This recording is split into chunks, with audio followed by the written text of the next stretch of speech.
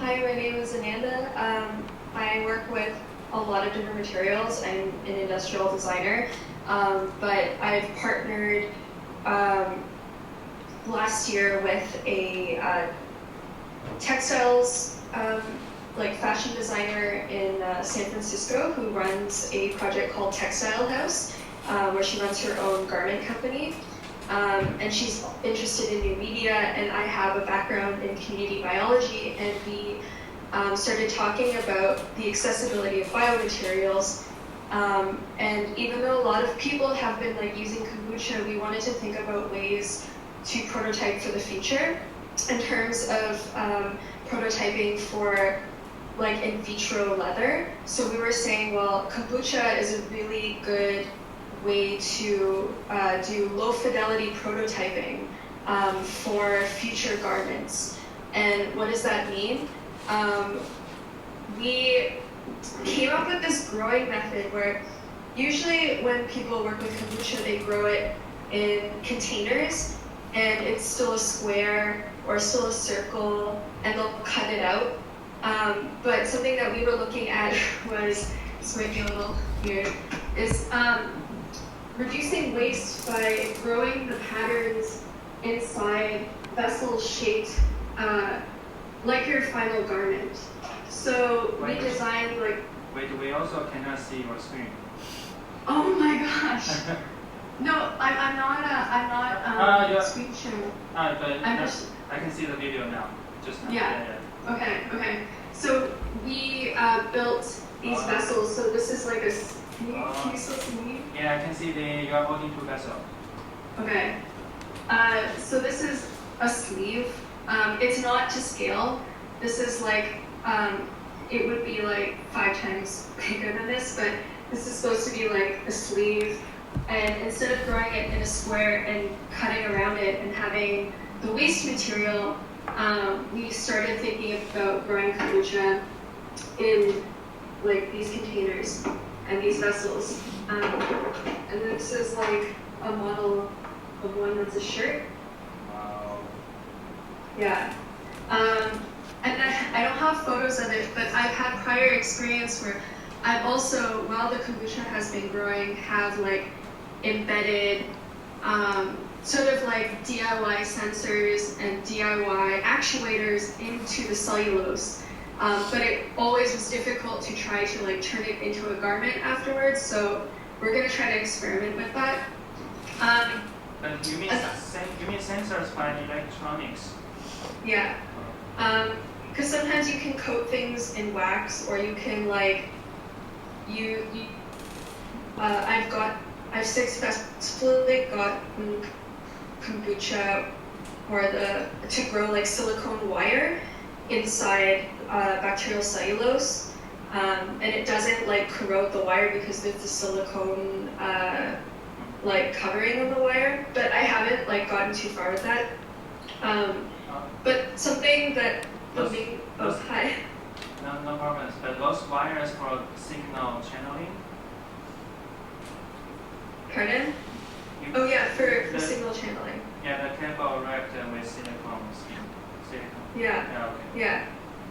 And so I can put, I'll upload it on the Wikipedia. It's kind of more of the samples that they're like bad pictures, but like samples that I've made or something. Oh.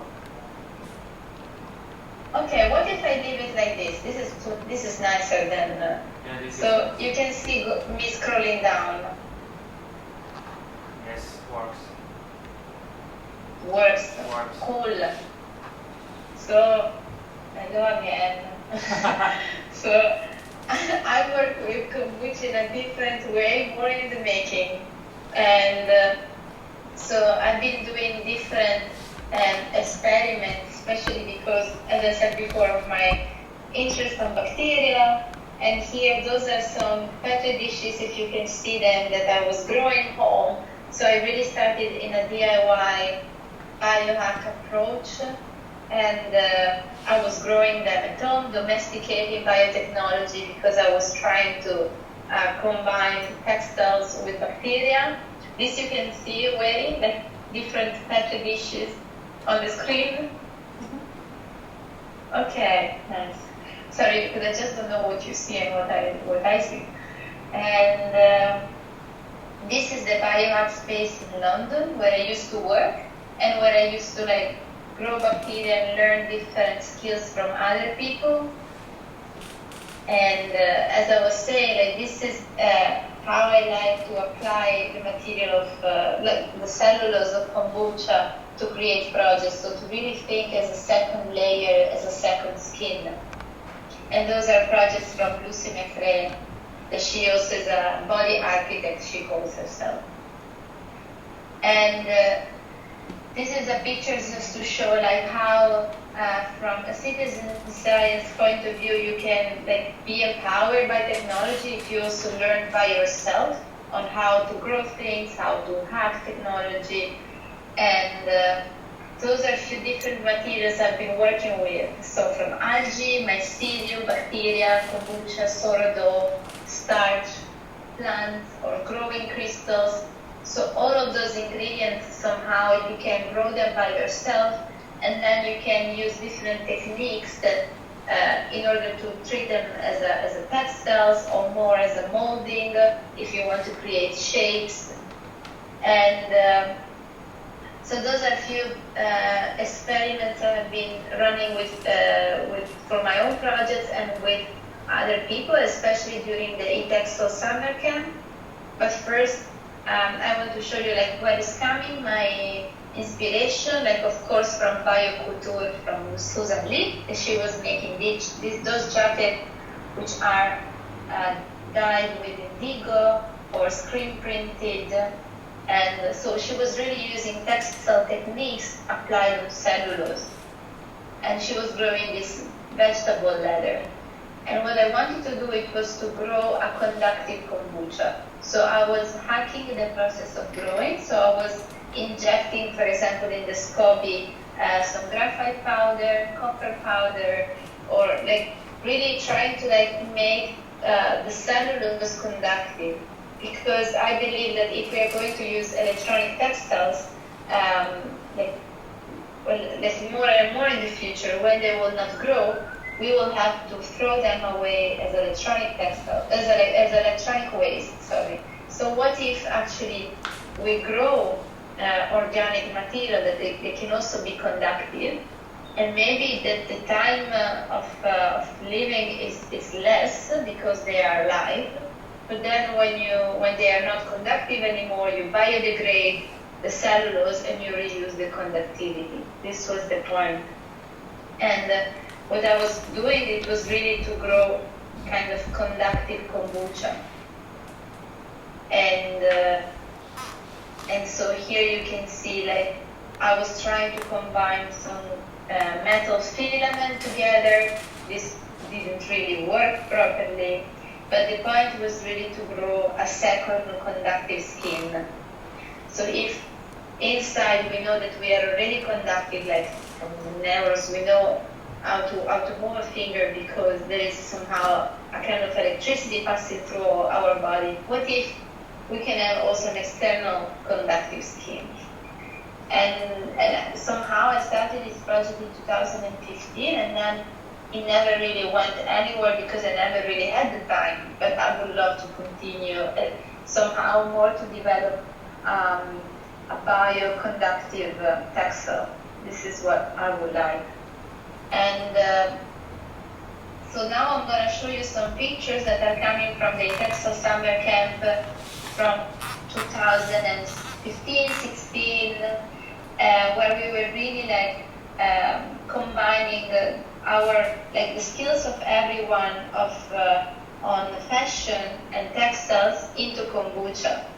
So here we were all like those are different participants, which are also friends of me and Wei, and actually few of them not from this picture, but Mika, Audrey, like Aniela, we already came also to Taiwan. And so this is somehow other experiments we have been doing. So in here, like it was a trial to show how to grow kombucha with the shape of a foot. So somehow, as you like saw it this morning, like if like usually you grow kombucha in a bakers or like in a jar, and then depending on the shape, the kombucha will grow in the surface. So we were trying to grow like the kombucha with the shape of a foot, for example, that we cut out from a plexi. Or then we were actually shaping kombucha with the other textures, in this case with banana. So we kind of lay down the kombucha inside the banana, and then we were like, the kombucha was kind of then like drying, taking the shapes and also a bit the colors of it. Or we were trying to, so the one on the left in red is actually dyed with, actually I don't remember what, but the one on the right with curcuma, and then one on the left must be with something darker, some spices. And it was really trying to understand how far it can really dye kombucha, and it can dye, it can also stay. Like later I will show you some examples that I still have with me. And then they were drying it on like a netty fabric to also somehow take to dry faster, but also to take the texture of this netty fabric. Or other techniques, we were trying to so instead of screen printing, we were like painting with bare conductive, so with a conductive ink, the kombucha, and treating it as a sensor. So this was becoming, in this case, like a spiral. So like this, I think this was mainly, so this was like painted with conductive and also with thermochromic probably. And so once you were like eating it up, it was changing the color inside of the thermochromic, and so you can really somehow have the kombucha or treating it as a textile to create sensors, electronic sensors. And this is samples from whey. So he laser the kombucha with the xanthine, and he made his own.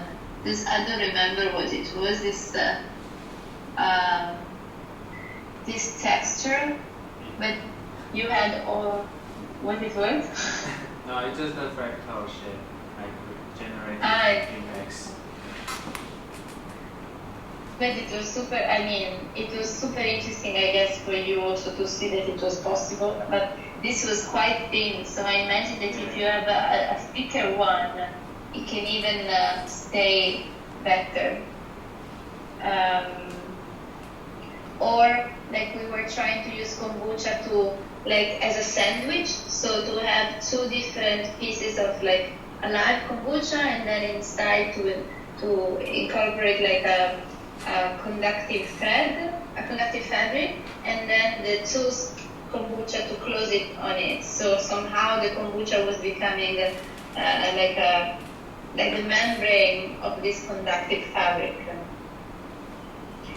Other people were using like this, I don't really know how it's called, this pen, but it's really like to pass the thread in and out of the textile, and they were using kombucha as their kind of textile.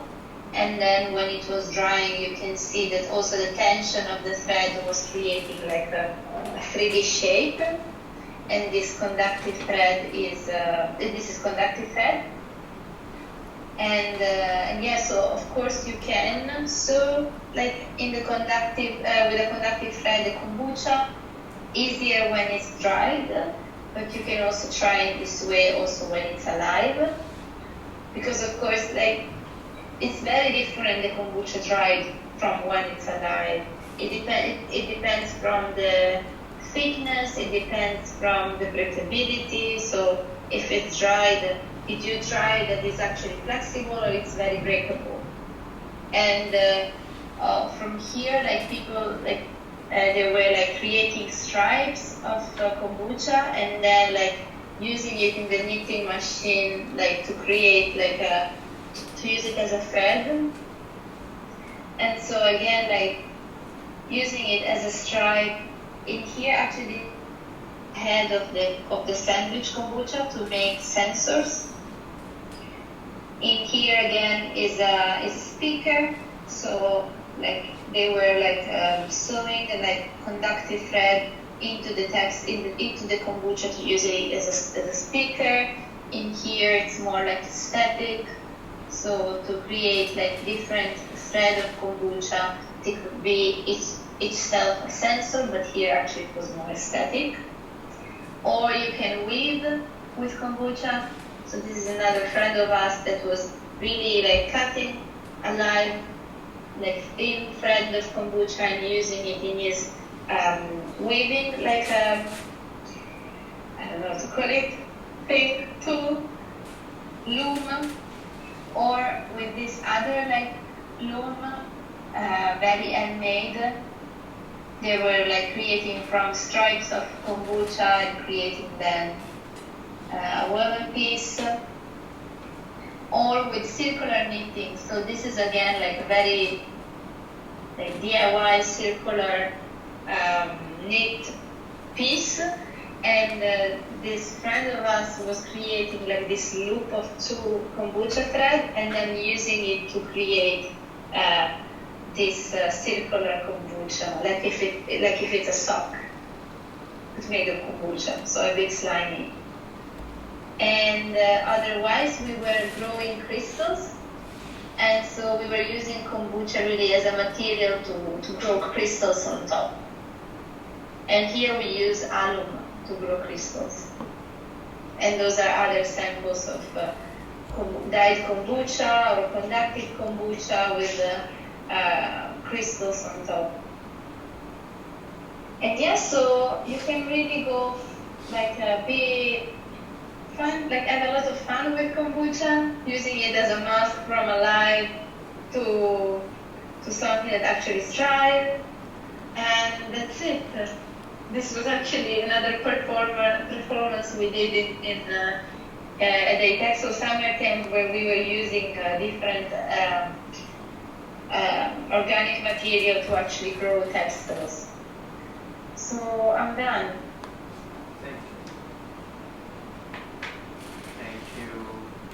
Thank you, that was so beautiful. Thank you. I have here some samples because I'm still growing them, some kombucha. Wow. So for example, yeah, because I keep them in a book, like all of them, even though this is not the best way because sometimes, so this is actually paper, rice paper, but sometimes you still get like wet and it's difficult to take them out.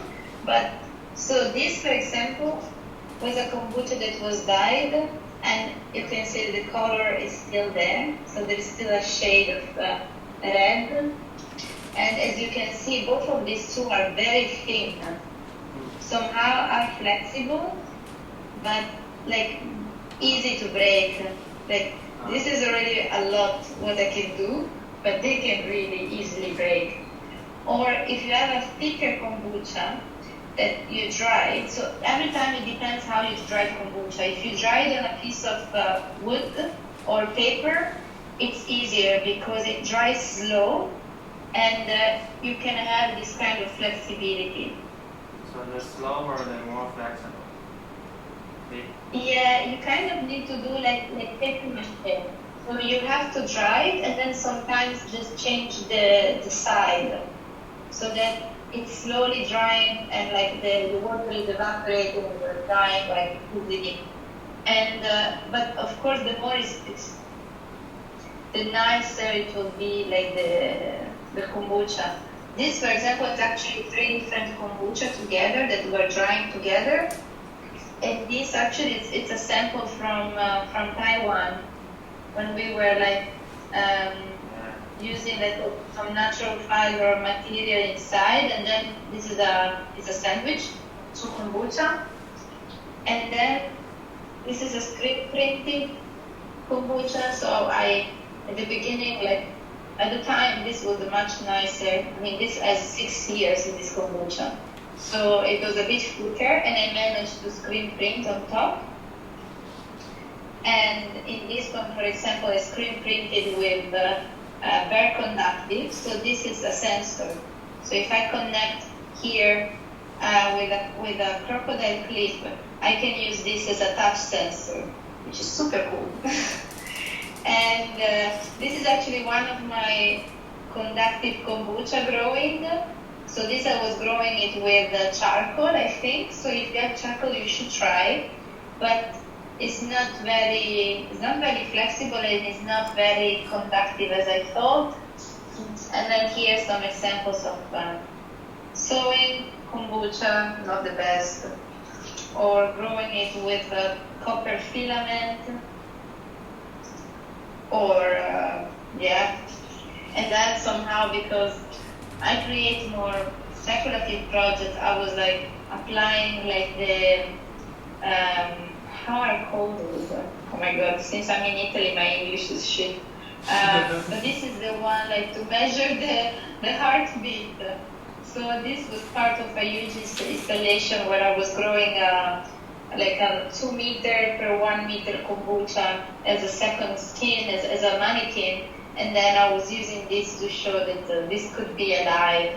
But yeah, you can really have fun. And so I keep kombucha like in a small bottle when I bring it to exhibition, not to exhibition, to schools, to uni, to show it, or in a petri dish. I still keep on growing them. And actually here, I have a huge one inside. Like it's actually very, very big because I used to growing it on a big batch. I can try to take it out maybe, but yeah, no, actually it's probably too big. But it's really, really thin, and I'm keeping it in the liquid, so somehow it's not growing, but it will still stay alive.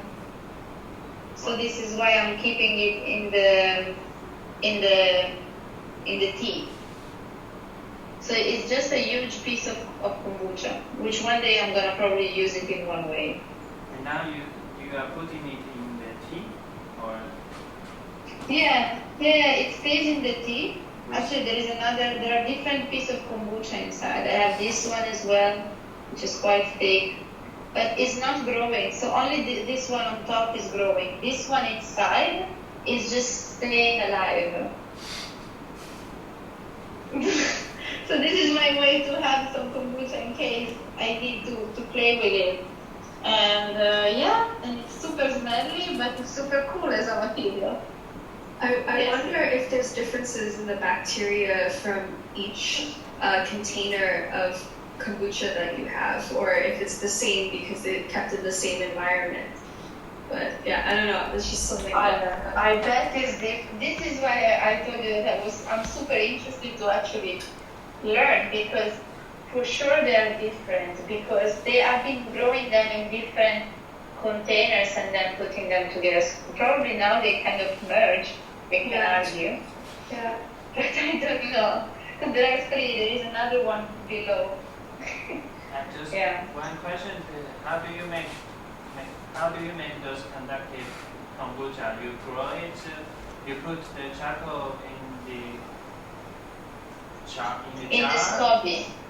In the SCOBY. So why it's growing? I do different techniques. So once was to really like the scope to treat the SCOBY itself. So the SCOBY has to be somehow injected with conductive powder, and then also the liquid. They don't like it. But no, they grow with it. They like it. To grow it, they grow with it, and they don't die. The problem is that when you dry, it's not really conductive. So there were some scientists that they were telling me, oh, you should actually mix them ahead with some components, which I lost on the way because then I couldn't really. Because this project I started for my thesis and my director didn't want it. So at some point I had to graduate with Future Flora. And this stayed in the experiment field. But like it's something that I really would like to go back one day, because it's a super, only with this material, maybe with something else as well, but it's worth it to really make a try to really create something crazy. So if you can find a material that can help to let the kombucha absorb the conductivity, then it will help for the growing, I'm sure. Yeah, but I don't have the reply because it's still something I'm trying. And of course, when you do something like this, like that you screen print conductive, of course it works. But this is not cool as it could be from the batch.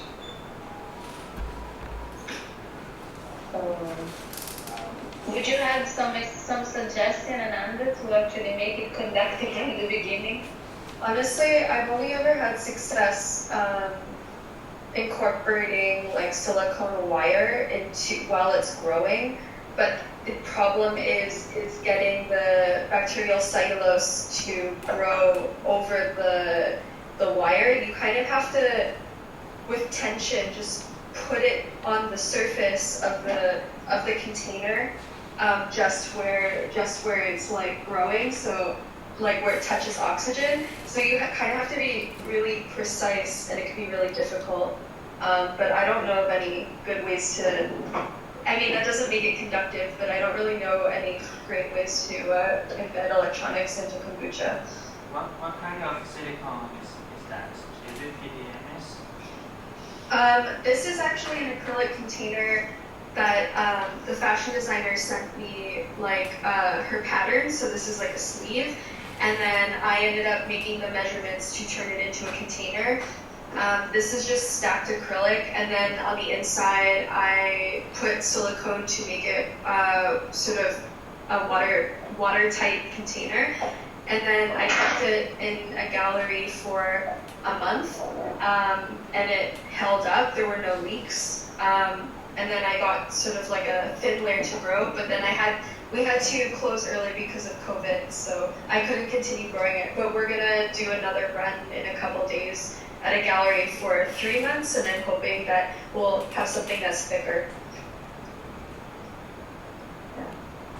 Nice. Okay. It's 5 minutes left, so maybe someone has a... Is there any question? I wanna ask a question. We have one. 你要坐这。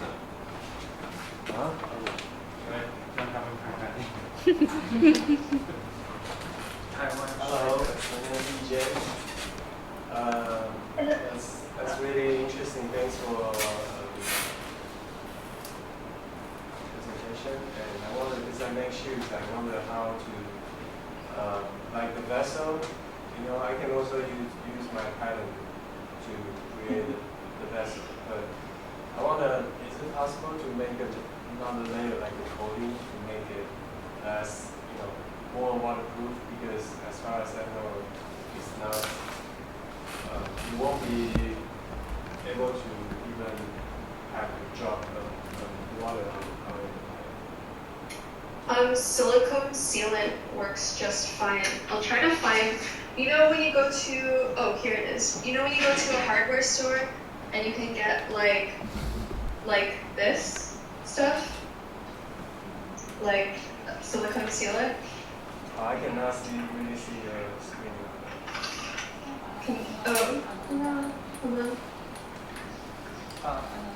Can you see me now? Hello? 那个要按下那个 A。No, we cannot see you. Whoa.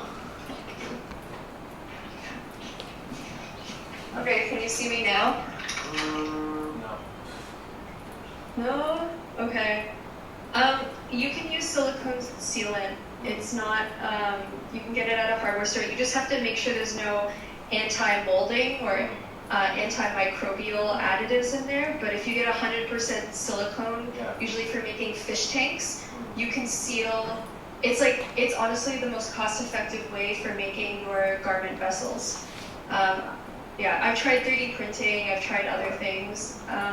Would it still be flexible, like the stretchness change after the silicone? After the silicone? Yeah. The stretchness or the flexibility, will it change? Of the container or of of the scope itself, the texture. No, so the vessel is just to grow the shape of the pattern. Like, you will only get the shape of a sleeve or the shape of like a shirt. Yeah. It's only an idea to imagine what it's like to reduce waste. So instead of growing it in a square, you grow it in. Yeah. I get that. My question is more like how to make the actual material waterproof. Oh, actually waterproof. I'd say it's like. There are some. Yeah, no, go around. I'm just gonna say like glycerin, like is the standby that a lot of people use to make it not like waterproof, but to have more durability over time, and to make it not dry out and fall apart. But it doesn't make it waterproof. But I haven't tried beeswax or anything. Julia, what have you tried? I actually didn't try as well, but I have a contact which you can ask. You should probably ask to Anastasia, because with Fabric Academy, I'm sure that they have been trying different techniques for coating. So Fabric Academy is a school in Barcelona, and they work a lot with biomaterial. And I heard that recently they were trying like different coating techniques.